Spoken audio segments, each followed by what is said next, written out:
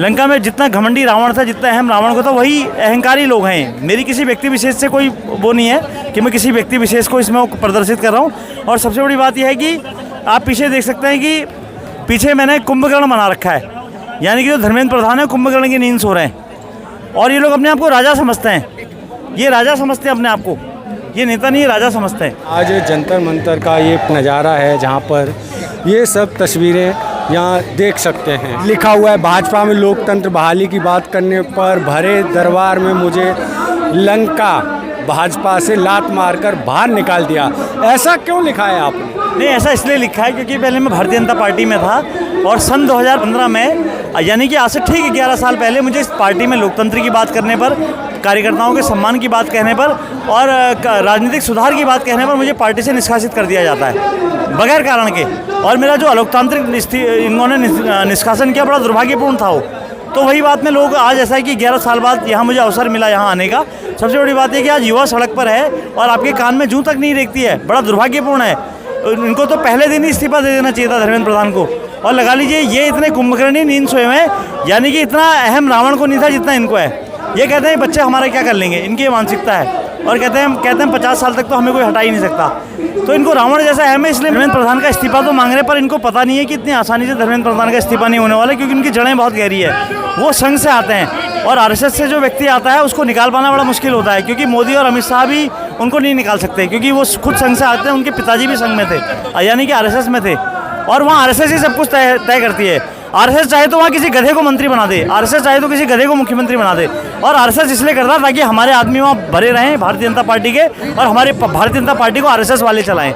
RSS इस तरीके से करता है। लेकिन जी, आज धर्मेंद्र प्रधान ने कल और इनको बोला है कि ये दहशतगर्दों की बी टीम है। कितनी गलत बात है बताइए। ए टीम बी टीम क्या होता है? तुम कोई राजनीतिक व्यक्ति हो, सब डीलर हैं। भारतीय जनता पार्टी में जितने लोग हैं सब डीलर हैं, और डीलर की भाषा बोलेगा, लीडर थोड़ी ना, डीलर हैं। लीडर और डीलर में फ़र्क होता है। ये संवाद करने के बजाय ऐसी बातें करना बड़ा दुर्भाग्यपूर्ण है, और कहीं ना कहीं इनको आत्मचिंतन करना चाहिए। इनको अपनी भाषा की जो गरिमा इन्होंने खो दी है उस पर भी इनको चिंतन करना चाहिए कि कितनी बड़ी बड़ी बातें करते हैं, बड़े आदर्शों की बात करते हैं और कहते हैं हम देश की संस्कृति को बचाएंगे हम, है ना। और ये संघ की बात करते हैं, आरएसएस जो देश की संस्कृति को बचाने का काम करे। ऐसे संस्कृति बचेगी? आप मतलब अपने देश के युवाओं को दहशतगर्दी कह रहे हैं, बड़ा दुर्भाग्यपूर्ण है। दहशतगर्दी तो आपके दिमाग में है, आप सोचते हैं कैसे भी करके इनको कैसे कुचला जाए। दहशतगर्दी ये है, आप हैं। सबसे बड़ा प्रश्न ये है। लेकिन जब भी कोई आंदोलन करते हैं, सरकार से सवाल पूछते हैं, तो उनको बदनाम किया जाता है सर? नहीं, ऐसा नहीं है वो। हाँ बिल्कुल, आपका प्रश्न बिल्कुल जायज़ है, क्योंकि ये संवादहीन लोग हैं ना, ये संवाद करने में विश्वास नहीं रखते हैं। ये सोचते हैं, ये कहते हैं कि भैया इसको झूठा एलिगेशन लगा दो। मतलब जैसे कोई व्यक्ति अगर आपका विरोध कर रहा है, उसको चरित्रहीन दिखा दो, उसको गलत दिखा दो, उसके बारे में उल्टी सीधी बातें करने लगो, उसके बारे में हम गलत परसेप्शन फैलाएंगे तो अपने आप ही वो एक्सपोज हो जाएगा, गलत, उसको लोग गलत नज़र से देखने लगेंगे। तो इस तरीके का इन्होंने माहौल देश में बना दिया कि हम किसी भी वर्ग को किसी भी को भी गलत कहेंगे तो पूरा देश उनको गलत कहने लग जाएगा। तो ये अपने आप को देश समझने की कोशिश ना करें। जी, सरकार पर कोई दबाव बनेगा? सरकार पर दबाव बनता हुआ कहाँ दिखाई दे रहा है आपको? कोई प्रेस कॉन्फ्रेंस की इन्होंने? कोई प्रेस कॉन्फ्रेंस की? इस देश में कोई पहली बार छात्र आंदोलन थोड़ी ना हो रहा है। जयप्रकाश नारायण के नेतृत्व में भी आंदोलन हुआ, बिहार से संपूर्ण क्रांति का उन्होंने नारा दिया था। आप देखिए ना, पहली बार आंदोलन नहीं हो रहा है इस देश में। 1990 में आंदोलन हुआ जब मंडल कमीशन की सिफारिशों को लागू किया गया। देश का युवा कितना उग्र हो गया था, कई छात्रों ने आत्मदाह भी कर लिया था, है ना।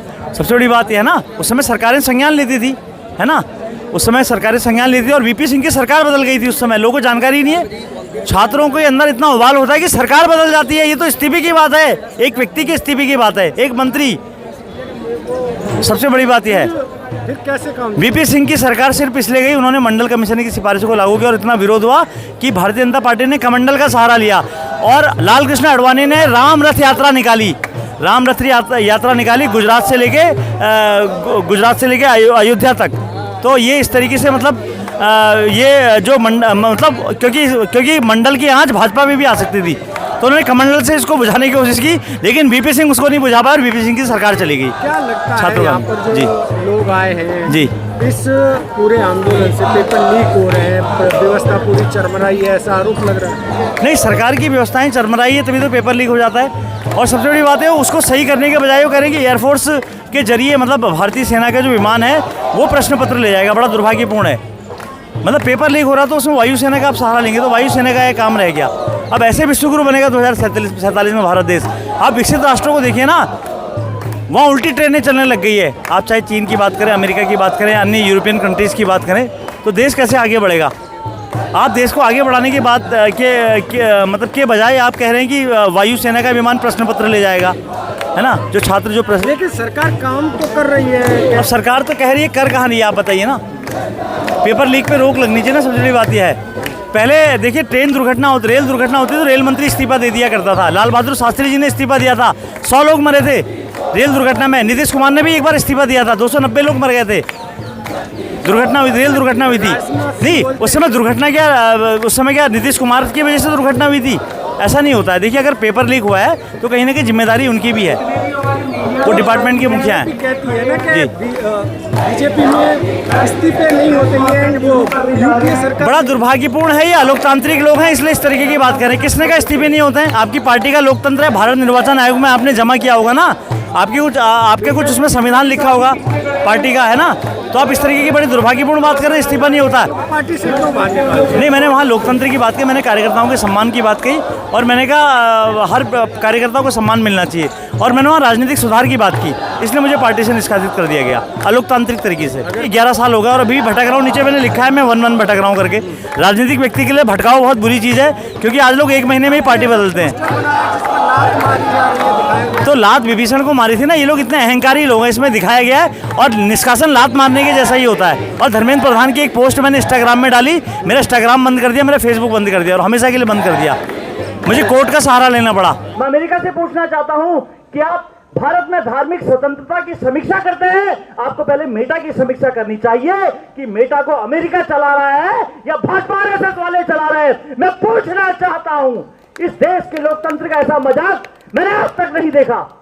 और मैं कहना चाहता हूं, धर्मेंद्र प्रधान, शब्दों की भी कोई गरिमा होती है।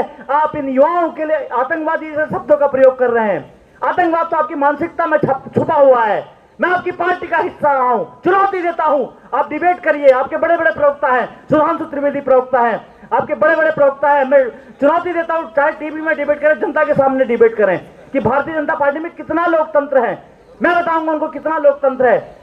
मैं अपने पोस्टर का एक अवलोकन यहां पर करना चाहूंगा कि देखिए, यहां पर ये मैंने जो पोस्टर बनाया है, इसमें मुझे किस तरीके से निष्कासित कर दिया गया। मतलब जैसे लंका का राजा रावण था, उसको इतना घमंड था, उसने विभीषण को लात मार के भगा दिया।